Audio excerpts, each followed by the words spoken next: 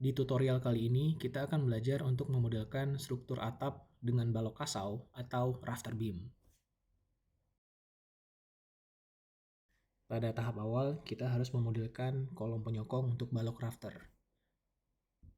Balok rafter ini menggunakan tipe balok profil baja dengan ukuran H-beam 250 x 250. Untuk itu, temukan library untuk struktur kolom baja.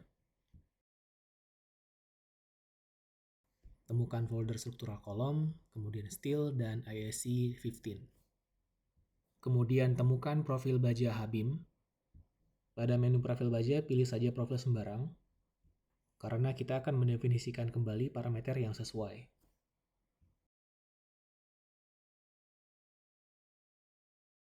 Nah, di sini kita lakukan duplikasi untuk profil yang sudah ada, kemudian kita beri nama ulang untuk H-beam dengan ukuran 250-250 dengan tebal web 9 dan flank 14. Kemudian masukkan dimensi dan juga ketebalan dari profil baja yang kita gunakan pada menu Properties.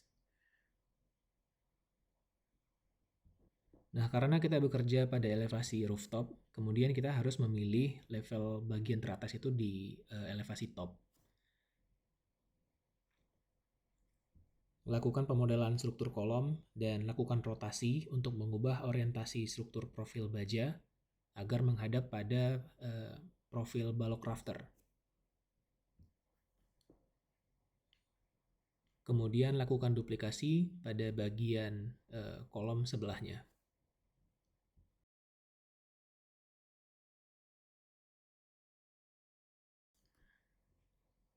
Kembali ke tampak 3 dimensi dan kita lihat kalau profil struktur kolom sudah dimodelkan. Kembali ke menu rooftop dan temukan tools untuk membuat section atau potongan. Nantinya gambar potongan ini akan memudahkan kita untuk memodelkan struktur rangka atap. Kita bisa mengklik 2 kali pada bagian kepala section untuk memasuki tampilan dari potongan section. Kemudian di sini kita bisa melakukan beberapa pengaturan tampilan untuk memudahkan kita dalam pemodelan dan memfokuskan pada bagian struktur atap saja. Pada menu Project Browser, temukan gambar potongan yang kita buat tadi, terus beri nama detail struktur atap.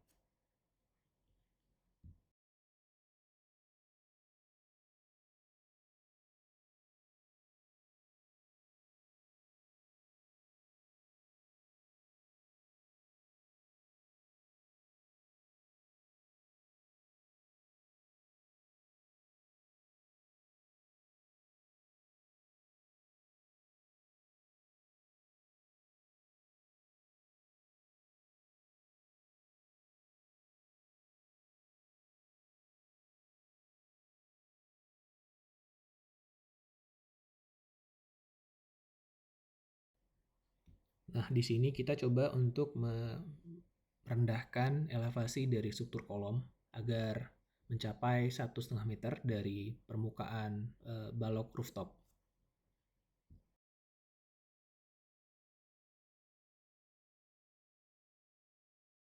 Selanjutnya kita akan memodelkan balok kasau atau rafter beam.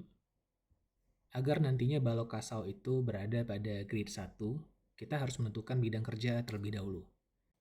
Untuk itu, pilih work plane atau bidang kerja yang berada pada grid 1.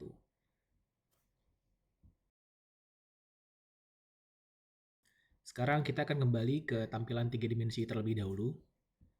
Dan di sini saya akan coba menjelaskan bagaimana work plane ini bekerja. Work plane pada Revit itu seperti sebuah kanvas yang di dalamnya itu kita bisa melakukan penggambaran atau pemodelan komponen-komponen. Sehingga nantinya semua komponen yang kita modelkan itu akan selalu berada atau lengket pada kanvas yang kita sediakan ini.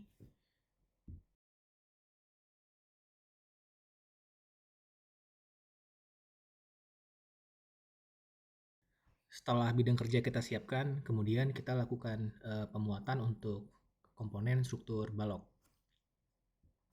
Temukan libraries untuk struktur balok pada folder libraries structural framing, kemudian steel, dan ISC 15. Kemudian kita pilih komponen profil white flank. dan pilih profil yang sembarang saja, karena seperti sebelumnya kita akan menyesuaikan kembali dimensi dan juga ketebalan profil yang kita inginkan. Di sini kita akan menggunakan profil baja IWF dengan ketinggian 300 mili dan lebar 150 mili dan juga ketebalan web 6,5 mili dan ketebalan flank 9 mili.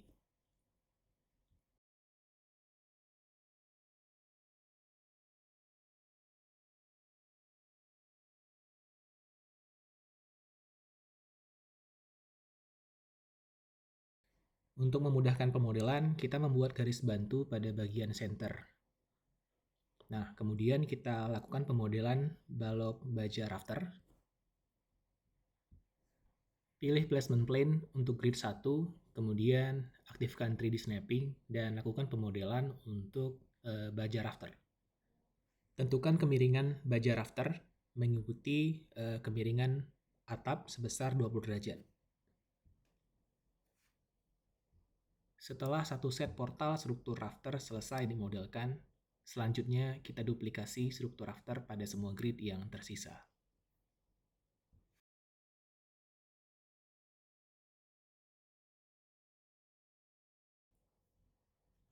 Selanjutnya, setiap portal struktur rafter akan dihubungkan secara transversal dengan balok pengikat. Balok pengikat atau tie beam ini akan menggunakan balok baja profil IWF dengan dimensi tinggi 200 mm dan lebar 100 mm. Kemudian ketebalan web 5,5 mm dan flange 8 mm.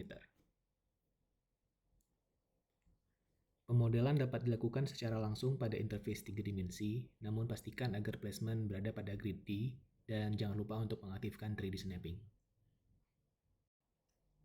Modelkan balok pengikat pada bagian atas struktur kolom yang membentang antara kedua kolom.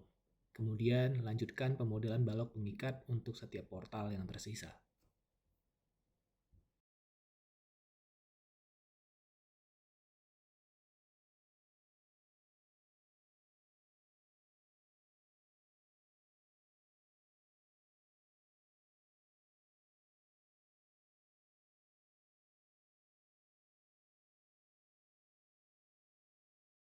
Sekian untuk tutorial kali ini.